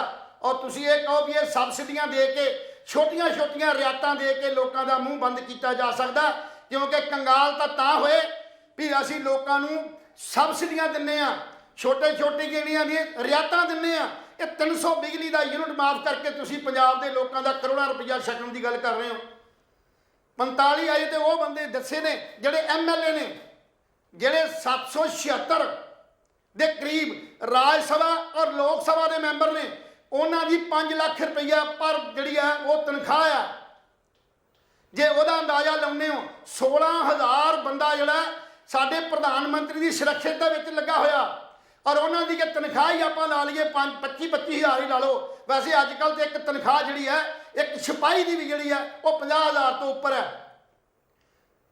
2 ਗਨਮੈਨ ਤਾਂ 3 ਬੰਦੇ ਘਰ ਦੀ ਰਾਖੀ ਵਾਸਤੇ, 5 ਬੰਦੇ ਸਰਕਾਰੀ ਜਿਹੜੀ ਸੁਰੱਖਿਆ ਵਾਸਤੇ ਇੱਕ MLA ਨੂੰ ਦਿੱਤੇ ਜਾਂਦੇ ਨੇ। ਮੰਤਰੀਆਂ ਦੀਆਂ ਕੋਠੀਆਂ, SSP ਦੀਆਂ ਕੋਠੀਆਂ, DGP ਦੀਆਂ ਕੋਠੀਆਂ, ਔਰ ਜਿਹੜੇ ਹੋਰ ਜਿਹੜੇ ਨੇ ਸਾਡੇ ਇਹ ਧਾਰਮਿਕ ਆਗੂ ਜਿਨ੍ਹਾਂ ਦਾ ਸਾਡੀ ਦੁਨੀਆ ਨਾਲ ਜਾਂ ਸਾਡੇ ਲੋਕਾਂ ਨਾਲ ਕੋਈ ਵਾਹ ਵਾਸਤਾ ਨਹੀਂ ਹੁੰਦਾ, ਕੋਈ ਸ਼ਿਵ ਸੈਨਾ ਦਾ, ਕੋਈ ਸਾਡੇ ਸਿੱਖ ਧਰਮ ਦਾ, ਕੋਈ ਹਿੰਦੂ ਧਰਮ ਦਾ, ਕੋਈ ਕਿਸੇ ਧਰਮ ਦਾ, ਕੋਈ ਕਿਸੇ ਨਾਲ ਜੁੜਿਆ ਹੋਇਆ, ਕੋਈ ਕੋਈ ਆਰਗੇਨਾਈਜੇਸ਼ਨ ਚਲਾ ਰਿਹਾ, ਔਰ ਉਹਨਾਂ ਸਭਨਾਂ ਨੂੰ ਤੁਸੀਂ ਜਿਹੜੀ ਸੁਰੱਖਿਆ ਦਿੱਤੀ ਹੋਈ ਆ, ਸਿਕਿਉਰਿਟੀ ਦਿੱਤੀ ਹੋਈ ਆ, ਉਹ ਸਿਕਿਉਰਿਟੀ ਦੇ ਵਿੱਚ ਘੱਟੋ ਘੱਟ ਵੀ ਇਹ 5 ਤੋਂ ਲੈ ਕੇ 15 ਬੰਦੇ ਤੱਕ ਔਰ 2-2 ਜਿਪਸੀਆਂ, ਇਹਨਾਂ ਦਾ ਤੇਲ, ਇਹਨਾਂ ਦਾ ਖਰਚਾ, ਇਹ ਸਾਰਾ ਜੇ ਮਿਲਾ ਲਿਆ ਜਾਵੇ ਤੇ 100 ਅਰਬ ਤੋਂ ਉੱਪਰ ਜਿਹੜਾ ਖਰਚਾ ਜਾਂਦਾ। ਤੇ ਭਾਰਤ ਦਾ ਇਹ ਘਾਟਾ ਜਿਹੜਾ ਇਹ ਕਿੱਥੋਂ ਪੂਰਾ ਹੁੰਦਾ? ਇਹ ਪੂਰਾ ਹੁੰਦਾ ਤੁਹਾਡੀਆਂ ਤਨਖਾਹਾਂ ਚੋਂ, ਤੁਹਾਡੇ ਟੈਕਸਾਂ ਤੋਂ। ਜਿਹੜਾ ਟੈਕਸ ਸਾਡੇ ਲੋਕ ਦਿੰਦੇ ਨੇ, ਮੁਲਾਜ਼ਮ, ਮਜ਼ਦੂਰ, ਕਿਸਾਨ, ਵਪਾਰੀ, ਇੰਡਸਟਰੀਲਿਸਟ, ਇਹ ਜਿੰਨੇ ਵੀ ਸਾਰੇ ਨੇ, ਇਹਨਾਂ ਦਾ ਜਿਹੜਾ ਟੈਕਸ ਹੈ, ਉਸ ਟੈਕਸਾਂ ਤੋਂ ਇਹ ਜਿਹੜੇ ਲੋਕ ਨੇ ਐਸ਼ੋ ਆਰਾਮ ਦੀ ਜ਼ਿੰਦਗੀ ਜੀ ਰਹੇ ਨੇ। ਜੇ ਇਹ ਕਹਿੰਦੇ ਨੇ ਵੀ ਪੰਜਾਬ ਪੁਲਿਸ ਦੀਆਂ ਅਸਾਮੀਆਂ ਨਵੀਆਂ ਕੱਢੀਆਂ, ਮਮਤਾ ਜੀ ਮੈਂ ਕਹਿੰਦਾ ਇਹ ਪੰਜਾਬ ਦੀ ਲੋੜ ਹੀ ਨਹੀਂ ਸੀ ਪੈਣੀ ਜੇ ਸਾਰੇ ਪੰਜਾਬ ਦੀ ਇਹਨਾਂ ਸਿਰਫ ਮੰਤਰੀਆਂ ਨੂੰ ਇੱਕ ਗੱਡੀ ਦਿੱਤੀ, ਔਰ ਇੱਕ ਗੱਡੀ ਦੇ ਵਿੱਚ ਇੱਕ ਸੈਕਟਰੀ ਔਰ 2 ਜਿਹੜੇ ਨੇ ਜਾਂ ਇੱਕ ਪੁਲਿਸ ਕਰਮਚਾਰੀ ਬੈਠ ਸਕਦਾ, ਔਰ ਉਹਦੀਆਂ 2 ਜਿਪਸੀਆਂ ਬਚ ਸਕਦੀਆਂ, ਉਹਦੇ ਅੰਦਰ ਜਿਹੜੇ ਬੈਠੇ ਬਾਕੀ ਸਟਾਫ ਦੀਆਂ ਤਨਖਾਹਾਂ ਉਹ ਬਚ ਸਕਦੀਆਂ। ਪਰ ਬਚਾਉਣ ਦੀ ਲੋੜ ਹੋਵੇ ਤਾਂ, ਜੇ ਨੀਤ ਹੋਵੇ ਬਚਾਉਣ ਦੀ, ਸਿਰਫ ਇਹ ਗੱਲ ਕਹਿ ਕੇ ਵੀ ਅੱਤਵਾਦ ਦਾ ਖਤਰਾ, ਸਾਨੂੰ ਸੁਰੱਖਿਆ ਚਾਹੀਦੀ ਹੈ, ਸਾਡੀ ਜਾਨ ਨੂੰ ਖਤਰਾ, ਕਿ ਜਾਨ ਨੂੰ ਹੀ ਖਤਰਾ ਤੇ ਫਿਰ ਤੁਸੀਂ ਇਸ ਕੰਮ 'ਚ ਪੈਂਦੇ ਹੀ ਕਿਉਂ ਜੇ? ਤੁਸੀਂ ਆਰਾਮ ਕਰੋ, ਗੁਰਦੁਆਰੇ ਜਾਓ, ਮੱਥਾ ਟੇਕੋ, ਘਰ ਬੱਚਿਆਂ 'ਚ ਬਹੁ ਰੋਟੀ ਖਾਓ, ਤੁਹਾਨੂੰ ਕੋਈ ਨਹੀਂ ਮਾਰਦਾ। ਇਹ ਤੁਹਾਨੂੰ ਮਾਰਨ ਵਾਲੇ ਜਿਹੜੇ ਕੰਮ ਨੇ ਉਹ ਤੁਸੀਂ ਆਪ ਕਰਦੇ ਹੋ। ਜਦੋਂ ਲੋਕਾਂ ਦਾ ਤੁਸੀਂ ਖੂਨ ਚੂਸ ਰਹੇ ਹੋ, ਲੋਕਾਂ ਨਾਲ ਠੱਗੀ ਮਾਰ ਰਹੇ ਹੋ, ਲੋਕਾਂ ਨੂੰ ਝੂਠ ਫਰੇ ਬੋਲ ਰਹੇ ਹੋ, ਤਾਂ ਲੋਕਾਂ ਦੇ ਅੰਦਰ ਇਹ ਗੁੱਸਾ ਪਣਪਣਾ ਜ਼ਰੂਰੀ ਹੈ। ਇੱਕ ਪਾਸੇ ਮਹਿਲਾਂ 'ਚ ਬੈਠਾ ਬੰਦਾ ਬਹੁਤ ਵੱਡੀ ਗੱਡੀ ਚਾਹੁੰਦਾ, ਚੰਗਾ ਖਾਣਾ ਖਾਂਦਾ, ਔਰ ਦੂਸਰੇ ਪਾਸੇ ਜਿਹੜਾ ਬੰਦਾ ਗਰੀਬ ਘਰ ਦਾ ਬੱਚਾ ਉਹ ਲਾਲਚ ਵਸ ਵੇਖਦਾ ਵੀ ਸਾਡਾ ਜੀਵਨ ਪੱਧਰ ਇਦਾਂ ਦਾ ਕਿਉਂ ਨਹੀਂ ਆ, ਅਸੀਂ ਕਿਉਂ ਨਹੀਂ ਇਦਾਂ ਦੇ ਹੋਏ। ਉਹ ਮਾਨਸਿਕ ਤੌਰ ਤੇ ਦੁਖੀ ਹੁੰਦਾ ਵੇਖ ਕੇ। ਜਦੋਂ ਦੁਖੀ ਹੁੰਦਾ ਤਾਂ ਫਿਰ ਉਹ ਦੂਸਰੇ ਕੰਮਾਂ ਲਈ ਜਿਹੜਾ ਉਹ ਅੱਤਵਾਦ ਵੱਲ ਜਾਂ ਦੂਜੇ ਹੋਰ ਗੈਂਗਸਟਰਾਂ ਵੱਲ ਵਧਣ ਦੀ ਕੋਸ਼ਿਸ਼ ਕਰਦਾ। ਸੋ ਜੇ ਕਲਚਰ ਨੂੰ ਸੁਧਾਰਨਾ ਤੇ ਇਹ ਨਾਮ ਬਰਾਬਰਤਾ ਜਿਹੜੀ ਹੈਗੀ ਆ, ਅਨਿਆਏ ਜਿਹੜਾ ਹੋ ਰਿਹਾ, ਇਹ ਜਿਹੜਾ ਦੂਰ ਕਰਨਾ ਚਾਹੀਦਾ। ਇਸ ਕਰਕੇ ਇਹ ਜਿਹੜਾ ਵਿਰੋਧ ਹੋਣਾ ਜਾਂ ਭਾਰਤ ਦੀ ਕੰਗਾਲੀ ਜਾਂ ਪੰਜਾਬ ਦੀ ਖਜ਼ਾਨੇ ਦੀ ਕੰਗਾਲੀ ਸਿਰਫ ਇਸ ਕਰਕੇ ਨਹੀਂ, ਸਿਰਫ ਇਸ ਕਰਕੇ ਹੈ ਇਹ ਪੈਨਸ਼ਨਾਂ, ਇਹ ਵਾਧੂ ਖਰਚੇ। ਮੈਂ ਇਹ ਬੇਨਤੀ ਕਰੂੰਗਾ ਕਿ ਜਿੰਨੇ ਵੀ ਇਹ ਵਾਧੂ ਖਰਚੇ ਨੇ, ਪਰਿਵਾਰਕ ਪੈਨਸ਼ਨਾਂ ਜਾਂ ਇਹਨਾਂ ਦੇ ਖਾਣੇ, ਤੁਸੀਂ ਹੈਰਾਨ ਹੋਵੋਗੇ ਇਹਨਾਂ ਦੀਆਂ ਜਿਹੜੀਆਂ ਕੰਟੀਨਾਂ ਨੇ, ਚਾਹੇ ਉਹ ਵਿਧਾਨ ਸਭਾ ਦੀ ਹੈ, ਚਾਹੇ ਰਾਜ ਸਭਾ ਦੀ ਹੈ, ਹਾਂਜੀ, ਚਾਹੇ ਲੋਕ ਸਭਾ ਦੀ ਹੈ, ਉਸ ਕੰਟੀਨ 'ਚ ਇੱਕ ਚਾਹ ਦਾ ਕੱਪ 1 ਰੁਪਏ ਦਾ ਮਿਲਦਾ, ਹਾਂਜੀ, ਖਾਣਾ 5 ਕੇ 4 ਰੁਪਏ ਦਾ ਮਿਲਦਾ, 290 ਰੁਪਏ ਦਾ ਇਹਨਾਂ ਨੂੰ ਬਹੁਤ ਵੱਡਾ ਫਲੈਟ ਮਿਲਦਾ। ਹੈਰਾਨਗੀ ਗੱਲ ਹੈ। ਇਹ ਗਰੀਬ ਨੂੰ ਇੱਕ ਦੁਕਾਨ ਦੇ ਉੱਤੇ ਚਾਹ 10 ਰੁਪਏ ਤੋਂ, ਉਹ ਵੀ ਸੜਕ ਵਾਲੀ ਚਾਹ, ਜਿਹੜੀ ਸੜਕ ਦੇ ਉੱਤੇ ਬੰਦਾ ਚਾਹ ਵੇਚਦਾ, ਉਹ 10 ਰੁਪਏ ਕੱਪ ਦਿੰਦਾ, ਤੇ ਜਿਹੜੀ ਇੱਕ 5 ਸਟਾਰ ਹੋਟਲ ਦੀ ਫੈਸਿਲਿਟੀ ਉਹ 1 ਰੁਪਏ ਦੀ। ਗਰੀਬ ਉਹ ਹੋਏ ਕਿ ਗਰੀਬ ਇਹ ਨੇ।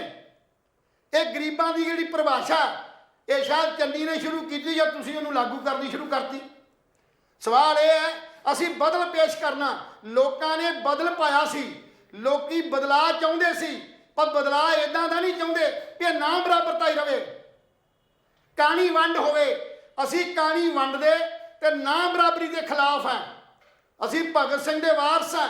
ਅਸੀਂ ਇਹ ਮਨੁੱਖਤਾ ਦੇ ਹੱਥੋਂ ਮਨੁੱਖ ਦੀ ਲੁੱਟ ਖਤਮ ਕਰਨੀ ਹੈ, ਨਾਮ ਬਰਾਬਰਤਾ ਖਤਮ ਕਰਨੀ ਹੈ, ਅਨਿਆਏ ਖਤਮ ਕਰਨਾ ਹੈ, ਤਾਂ ਹੀ ਅਸੀਂ ਉਹਦੇ ਸੁਪਨਿਆਂ ਨੂੰ ਪੂਰਾ ਕਰ ਸਕਦੇ ਹਾਂ। ਪੱਗਾਂ ਬੰਨ੍ਹ ਕੇ ਸੁਪਨੇ ਪੂਰੇ ਨਹੀਂ ਹੋਣੇ। ਸੋ ਇਸ ਕਰਕੇ ਇਹ ਤੇ ਸਰਕਾਰ ਨੂੰ, ਜਿੱਥੇ ਇਹ ਸਵਾਗਤ ਕਰ ਰਹੇ ਅਸੀਂ ਪੈਨਸ਼ਨਾਂ ਬੰਦ ਕਰਨ ਦਾ, ਉਹਦੇ ਨਾਲ ਨਾਲ ਦੂਜੀਆਂ ਵੀ ਦਿੱਤੀਆਂ ਰਿਆਇਤਾਂ ਜਿਹੜੀਆਂ ਨੇ ਉਹ ਸਰਕਾਰ ਨੂੰ ਬੰਦ ਕਰਨੀਆਂ ਚਾਹੀਦੀਆਂ ਨੇ। ਇਸ ਕਰਕੇ ਬੰਦ ਕਰਨੀਆਂ ਚਾਹੀਦੀਆਂ ਨੇ ਕਿ ਸਾਡਾ ਜਿਹੜਾ ਖਜ਼ਾਨਾ ਖਾਲੀ ਹੋ ਚੁੱਕਾ, ਇਸ ਖਜ਼ਾਨੇ ਨੂੰ ਭਰਿਆ ਜਾਵੇ, ਔਰ ਨੌਜਵਾਨ ਜਿਹੜੀ ਪੀੜ੍ਹੀ ਹੈ ਜਿਹੜੀ ਭੜਕੀ ਹੋਈ ਅੱਜ, ਉਹਨਾਂ ਦੇ ਹੱਥਾਂ ਤੇ ਰੁਜ਼ਗਾਰ ਦਿੱਤਾ ਜਾਵੇ। ਇੰਡਸਟਰੀ ਲੈ ਕੇ ਆਂਦੀ ਜਾਵੇ, ਇੱਥੇ ਸਵੈ ਰੁਜ਼ਗਾਰ ਸ਼ੁਰੂ ਕੀਤਾ ਜਾਵੇ, ਔਰਤਾਂ ਨੂੰ ਸਵੈ ਰੁਜ਼ਗਾਰ ਲਈ ਟ੍ਰੇਨਿੰਗ ਦਿੱਤੀ ਜਾਵੇ, ਔਰ ਸਮਾਜ ਦੇ ਅੰਦਰ ਸਕੂਲ, ਕਾਲਜ, ਇਹ ਹਸਪਤਾਲ, ਇਹਨਾਂ ਦੀ ਹਾਲਤ ਸੁਧਾਰੀ ਜਾਵੇ। ਫ੍ਰੀ ਐਜੂਕੇਸ਼ਨ ਜਿਹੜੀ ਆ ਪਹਿਲੀ ਤੋਂ ਲੈ ਕੇ 12ਵੀਂ ਤੱਕ ਸਾਰੇ ਵਰਗਾਂ ਨੂੰ ਇਹ ਜਿਹੜੀ ਆ ਫ੍ਰੀ ਐਜੂਕੇਸ਼ਨ ਤਾਂ ਫਾਇਦਾ ਹੋ ਸਕਦਾ ਜੇ ਸਾਡੇ ਕੋਲ 4 ਪੈਸੇ ਨੇ। ਅਸੀਂ ਦਿੱਲੀ ਮਾਡਲ ਦੀ ਗੱਲ ਕਰਦੇ ਹਾਂ, ਕੱਲਾ ਦਿੱਲੀ ਮਾਡਲ ਵਿਖਾਵੇ ਲਈ ਨਹੀਂ, ਅਸਲ ਸੱਚਾਈ ਦੇ ਅੰਦਰ ਅਸੀਂ ਕੰਮ ਕਰਨ ਦੀ ਕੋਸ਼ਿਸ਼ ਕਰਦੇ ਹਾਂ। ਅੱਛਾ ਲੈਲ ਸਾਹਿਬ, ਮੇਰਾ ਨੈਕਸਟ ਕੁਐਸਚਨ ਜਿਹੜਾ ਹੈਗਾ ਉਹਦੇ 'ਚ ਇੱਦਾਂ ਹੈ ਕਿ ਜਿੱਦਾਂ ਹੁਣ ਆਪਾਂ ਨੂੰ ਆਪ ਨੇ ਕਿਹਾ ਸੀਗਾ ਕਿ ਪੰਜਾਬ ਵਿੱਚ ਜਿਹੜਾ ਹੈਗਾ ਦਿੱਲੀ ਦਾ ਮਾਡਲ ਲੈ ਕੇ ਆਵਾਂਗੇ, ਤੇ ਉਹਦੀ ਸ਼ੁਰੂਆਤ ਇਹਨਾਂ ਨੇ ਇਸ ਤਰ੍ਹਾਂ ਕੀਤੀ ਹੈਗੀ ਕਿ ਜਿਹੜੇ ਰੋਪੜ ਦਾ ਸਰਕਾਰੀ ਸਕੂਲ ਹੈ ਉਹਨਾਂ ਦੀ ਇਹ ਨਿਲਾਮੀ ਕਰਨ ਜਾ ਰਹੇ ਹੈ ਕਿ ਇਹ ਦਿੱਲੀ ਦਾ ਮਾਡਲ ਇੱਦਾਂ ਦਾ ਸੀਗਾ। ਮਮਤਾ ਜੀ, ਗੱਲ ਤਾਂ ਇਹ ਹੈ ਵੀ ਬੜੀ ਇਹ ਦੁਖਦਾਈ ਨਾਲ ਖਬਰ ਪੜ੍ਹੀ ਜਾਂਦੀ ਹੈ ਵੀ ਸਾਡਾ ਉਹ ਵਿੱਦਿਆ ਦਾ ਮੰਦਰ, ਜਿੱਥੋਂ ਹਜ਼ਾਰਾਂ ਹੀ ਬੱਚੇ ਜਿਹੜੇ ਨੇ ਐਜੂਕੇਸ਼ਨ ਲੈ ਕੇ, ਵਿੱਦਿਆ ਲੈ ਕੇ ਬਾਹਰ ਨਿਕਲਦੇ ਸੀ, ਔਰ ਬਹੁਤ ਲੋਕਾਂ ਨੇ ਉਸ ਵੇਲੇ ਬਹੁਤ ਰੌਲਾ ਪਾਇਆ, ਮੁਜ਼ਾਹਰੇ ਹੋਏ, ਡਿਮਾਂਡ ਕੀਤੀ, ਕਈ ਕੁਝ ਕੀਤੀ ਵੀ ਸਾਡੇ ਇਸ ਇਲਾਕੇ ਦੇ ਅੰਦਰ ਇਹ ਸਕੂਲ ਜਿਹੜਾ ਪਾਵਰ ਕਲੋਨੀ, ਜਿਸ ਸਕੂਲ ਨੂੰ ਬਿਜਲੀ ਬੋਰਡ PCPL ਜਿਹੜੀ ਹੁਣ ਬਣੀ ਹੈ, ਜਾਂ ਪਹਿਲਾਂ ਪੰਜਾਬ ਰਾਜ ਬਿਜਲੀ ਬੋਰਡ ਸੀ, ਇਹਦੀ ਪਾਵਰ ਕਲੋਨੀ ਰੋਪੜ ਦੇ ਵਿੱਚ ਸਥਿਤ ਸੀ। ਬਹੁਤ ਵੱਡੀ ਬਿਲਡਿੰਗ, ਬੜੀ ਖੂਬਸੂਰਤ ਬਿਲਡਿੰਗ ਸੀ, ਔਰ ਇਸ ਸਕੂਲ ਨੂੰ ਬੰਦ ਕਰ ਦੇਣਾ, ਇਹ ਕਾਂਗਰਸ ਸਰਕਾਰ ਦੇ ਵੇਲੇ ਇਹ ਲੋਕਾਂ ਨੇ ਬਹੁਤ ਰੌਲਾ ਪਾਇਆ ਸੀ ਵੀ ਸਾਡੇ ਇਸ ਇਲਾਕੇ ਦੇ ਅੰਦਰ ਇਹ ਬਹੁਤ ਖੂਬਸੂਰਤ ਸਕੂਲ ਹੈ, ਇਹਨੂੰ ਸਕੂਲ ਨੂੰ ਬੰਦ ਨਾ ਕਰੋ, ਕਿਉਂਕਿ ਹਜ਼ਾਰਾਂ ਹੀ ਬੱਚੇ ਜਿਹੜੇ ਨੇ ਇਸ ਸਕੂਲ 'ਚ ਪੜ੍ਹਦੇ ਨੇ।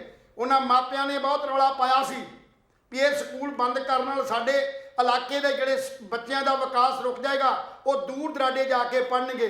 ਪਰ ਸਰਕਾਰਾਂ ਜਿਹੜੀਆਂ ਨੇ ਉਹ ਆਪਣੀਆਂ ਇਨਕਮ ਨੂੰ ਵਧਾਉਣ ਵਾਸਤੇ, ਵਿਆਜ ਤਾਰਨ ਵਾਸਤੇ, ਇਹਨਾਂ ਕਰਜ਼ੇ ਦਾ ਵਿਆਜ ਤਾਰਨ ਵਾਸਤੇ, ਜਿਹੜਾ ਕਰਜ਼ਾ ਲਿਆ ਹੋਇਆ ਜਿਹਦੇ ਕਰਜ਼ੇ ਥੱਲੇ ਅਸੀਂ ਡੁੱਬੇ ਹੋਏ ਹਾਂ, ਉਹਦੇ ਵਿਆਜ ਨੂੰ ਤਾਰਨ ਵਾਸਤੇ, ਜਿਵੇਂ ਬਾਕੀ ਹੋਰ ਹਿੰਦੁਸਤਾਨ ਦੀ ਸਰਕਾਰ ਨੇ ਰੇਲਵੇ, ਇਹ ਜਿੰਨੇ 에ਅਰਪੋਰਟ ਜਾਂ ਹੋਰ ਜਿਹੜੇ ਤਾਜ ਮਹਿਲ ਵਰਗੀਆਂ ਇਮਾਰਤਾਂ, ਜਾਂ ਜਿੰਨੇ ਵੀ ਸਾਡੇ ਟੂਰਿਜ਼ਮ ਦੇ ਡਿਪਾਰਟਮੈਂਟ ਸੀ, ਉਹ ਸਾਰੇ ਦੇ ਸਾਰੇ ਨਿਲਾਮ ਕਰ ਦਿੱਤੇ ਸੀ, ਕੁਝ ਵੇਚ ਦਿੱਤੇ ਸੀ। ਸੋ ਇਸੇ ਤਰ੍ਹਾਂ ਪੰਜਾਬ ਵੀ ਆਪਣੇ ਇਸ ਘਾਟੇ ਨੂੰ ਪੂਰੀਆਂ ਕਰਨ ਵਾਸਤੇ ਜਿਹੜੀਆਂ ਸਰਕਾਰੀ ਜਾਇਦਾਦਾਂ ਉਹਨੂੰ ਵੇਚਣ ਵੱਲ ਵੱਧਦੀ ਰਹੀ ਹੈ ਤੇ ਵੇਚਦੀ ਰਹੀ ਹੈ, ਤਾਂ ਹੀ ਜਿਹੜੀਆਂ ਤਨਖਾਹਾਂ ਦਿੱਤੀਆਂ ਜਾਂਦੀਆਂ ਰਹੀਆਂ, ਤਾਂ ਹੀ ਖਰਚੇ ਪੂਰੇ ਹੁੰਦੇ ਰਹੇ। ਸੋ ਇਸ ਕਰਕੇ ਇਹ ਜਿਹੜਾ ਆਧਾਰ ਸੀ, ਉਸ ਵੇਲੇ ਸਕੂਲ ਬੰਦ ਕਰਨ ਦਾ ਪ੍ਰਪੋਜ਼ਲ ਜਿਹੜੀ ਆਈ ਸੀ, ਪਰ ਕੀ ਅਸੀਂ ਆਸ ਕਰਦੇ ਸੀ ਵੀ ਇਸ ਸਕੂਲ ਨੂੰ ਜਦੋਂ ਆਮ ਆਦਮੀ ਪਾਰਟੀ ਦਿੱਲੀ ਮਾਡਲ ਦੀ ਗੱਲ ਕਰਦੀ ਹੈ, ਦਿੱਲੀ ਦੇ ਸਕੂਲਾਂ ਦੀ ਗੱਲ ਕਰਦੀ ਹੈ, ਪੰਜਾਬੀ ਦੇ ਵਿਕਾਸ ਦੀ ਗੱਲ ਕਰਦੀ ਹੈ, ਤੇ ਇਸ ਸਕੂਲ ਨੂੰ ਜਦੋਂ ਨਵੀਂ ਸਰਕਾਰ ਆਏਗੀ ਇਹ ਇਸ ਸਕੂਲ ਨੂੰ ਬੰਦ ਨਹੀਂ ਕਰੇਗੀ, ਸਕੂਲ ਚਲਾਏਗੀ। ਪਰ ਬੜੇ ਦੁੱਖ ਨਾਲ ਇਹ ਕਹਿਣਾ ਪੈਂਦਾ ਵੀ ਨਿਲਾਮੀ ਦੀ ਡੇਟ ਜਿਹੜੀ ਹੈ ਉਹ ਚੌਥੇ ਮਹੀਨੇ ਦੀ ਅਪ੍ਰੈਲ ਦੀ 12 ਤਰੀਕ ਰੱਖ ਦਿੱਤੀ ਗਈ ਹੈ। ਸੋ ਚੰਗਾ ਹੋਵੇ ਕਿ ਦਿੱਲੀ ਮਾਡਲ ਵਿਖਾਵੇ ਲਈ ਨਹੀਂ, ਅਸਲ ਸੱਚਾਈ ਜਿਹੜੀ ਦਿੱਲੀ ਮਾਡਲ ਦੀ ਉਹ ਪੇਸ਼ ਕਰਨ ਦੀ ਇਹ ਜਿਹੜੀ ਰਵਾਇਤ ਸ਼ੁਰੂ ਕੀਤੀ ਹੈ। ਕਿਉਂਕਿ ਹੁਣ ਜਿਹੜੀ ਬਿਜਲੀ ਮੰਤਰੀ ਹੈ ਹਰਭਜਨ ਸਿੰਘ ਈਟੀਓ, ਉਹਦੇ ਮੁਤਾਬਕ ਉਹਦੇ ਵੱਲੋਂ ਜਾਂ ਸਾਡੇ ਬਿਜਲੀ ਬੋਰਡ ਦੇ ਚੀਫ ਇੰਜੀਨੀਅਰ ਵੱਲੋਂ ਇਹ ਬਹੁਤ ਬਿੱਡ ਪਾ ਕੇ ਮੰਗ ਕੀਤੀ ਗਈ ਆ ਵੀ ਇਸ ਸਕੂਲ ਦੀ ਨਿਲਾਮੀ ਕੀਤੀ ਜਾਏਗੀ, ਔਰ ਇਹ ਨਿਲਾਮੀ ਜਿਹੜੀ ਆ 12 ਤਰੀਕ ਨੂੰ ਕੀਤੀ ਜਾਏਗੀ। ਸੋ ਚੰਗਾ ਹੋਵੇ ਇਹ ਮਾਡਲ ਸਾਨੂੰ ਵਿਖਾਇਆ ਨਾ ਜਾਏ। ਸੱਚੀ ਗੱਲ ਇਹ ਵੀ ਜੇ ਅਸਲ 'ਚ ਇਸ ਸਕੂਲ ਨੂੰ ਇਸ ਨਿਲਾਮੀ ਤੋਂ ਬਚਾਇਆ ਜਾ ਸਕਦਾ ਤਾਂ ਕਿ ਉਸ ਲੋਕ ਇਲਾਕੇ ਦੇ ਜਿਹੜੇ ਲੋਕ ਨੇ, ਜਿਹੜੇ ਬੱਚੇ ਨੇ, ਉਹ ਉਸ ਸਕੂਲ 'ਚ ਪੜ੍ਹ ਕੇ ਵਿਦਿਆ ਦੇ ਮੰਦਰ 'ਚੋਂ ਵਿਦਿਆ ਹਾਸਲ ਕਰਕੇ ਕੋਈ ਮੰਤਰੀ ਵੀ ਬਣ ਸਕਦਾ, ਕੋਈ IAS ਬਣ ਸਕਦਾ, ਕੋਈ PCS ਬਣ ਸਕਦਾ, ਕੋਈ ਭਾਰਤ ਦਾ ਰਾਸ਼ਟਰਪਤੀ ਬਣ ਸਕਦਾ, ਕੋਈ ਸਪੇਸ ਜਾ ਸਕਦਾ। ਸੋ ਇਸ ਕਰਕੇ ਉਸ ਸਕੂਲ ਦੀ ਜਿਹੜੀ ਨਿਲਾਮੀਆਂ ਨੂੰ ਰੱਦ ਕੀਤਾ ਜਾਵੇ। ਇਹਦੇ ਨਾਲ ਸਰਕਾਰ ਜਿਹੜੀ ਆ ਹੋਰ ਵੀ ਜਿਹੜੀ ਉਹ ਚਰਚਾ ਜਿਹੜੀ ਆ ਵਿਰੋਧੀ ਚਰਚਾ ਜਿਹੜੀ ਛਿੜ ਜਾਵੇਗੀ। ਇਹ ਵਾਦ ਵਿਵਾਦਾਂ 'ਚ ਘਿਰਨ ਦਾ ਵੀ ਦੂਸਰਾ ਮਸਲਾ ਹੈ। ਇਸ ਮਸਲੇ ਤੋਂ ਸਾਨੂੰ ਦਿੱਲੀ ਮਾਡਲ ਇਦਾਂ ਦਾ ਨਹੀਂ ਚਾਹੀਦਾ ਕਿ ਪੰਜਾਬ ਦੇ ਅੰਦਰ ਪੰਜਾਬ ਦੀ ਜਿਹੜੀ ਹੈ ਉਹ ਨੁਮਾਇੰਦਗੀ ਖਤਮ ਕਰ ਦਿਓ। ਅਜੇ ਤਾਂ ਤੁਹਾਡੇ ਸਿਰ ਤੇ ਬਹੁਤ ਵੱਡੀ ਜ਼ਿੰਮੇਵਾਰੀ ਹੈ। ਜਿਹੜੇ ਰਾਜ ਸਭਾ 'ਚ ਤੁਸੀਂ 5 ਮੈਂਬਰ ਭੇਜੇ ਨੇ, ਉਹਦੀ ਪਰਖ ਹੋਣੀ ਹੈ 31 ਤਰੀਕ ਤੋਂ ਬਾਅਦ, ਜਦੋਂ ਕਿ BBMB ਦੇ ਅੰਦਰ ਸਾਡਾ ਜਿਹੜਾ ਮਤਲਬ ਹਿੱਸਾ ਸੀ ਹਰਿਆਣੇ ਔਰ ਪੰਜਾਬ ਦਾ ਉੱਥੇ ਊਰਜਾ ਜਿਹੜਾ ਸੈਕਟਰੀ ਸੀ ਉਹ ਪੰਜਾਬ ਦਾ ਲੱਗਦਾ ਸੀ।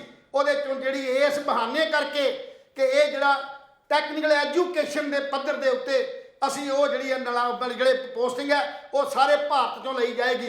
ਪੰਜਾਬ ਦਾ ਹਿੱਸਾ ਕੱਢ ਦਿੱਤਾ ਗਿਆ, ਪੰਜਾਬ ਨੂੰ ਦਰਕਿਨਾਰ ਕਰ ਦਿੱਤਾ ਗਿਆ।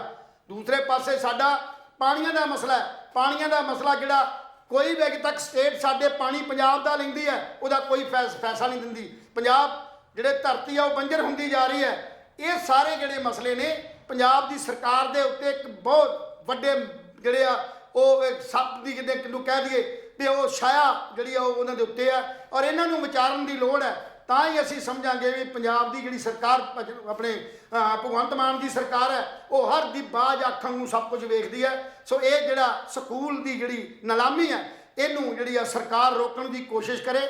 ਇਹ ਕੋਸ਼ਿਸ਼ ਕਰਕੇ ਬੱਚਿਆਂ ਨਾਲ ਇਸ ਸਕੂਲ ਦੀ ਸਫਾਈ ਕਰਵਾ ਕੇ ਇਹਨੂੰ ਸਹੀ ਢੰਗ ਨਾਲ ਸਕੂਲ ਚਲਾਉਣ ਲਈ ਜਿਹੜੀ ਅਪੀਲ ਹੈ ਸਾਡੀ ਜਿਹੜੀ ਭਗਵੰਤ ਮਾਨ ਦੀ ਸਰਕਾਰ ਨੂੰ ਹੈ ਜੀ।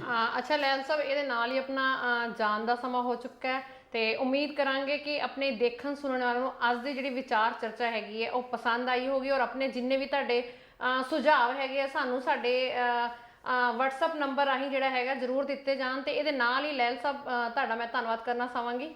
ਰੱਬ ਰੱਖ।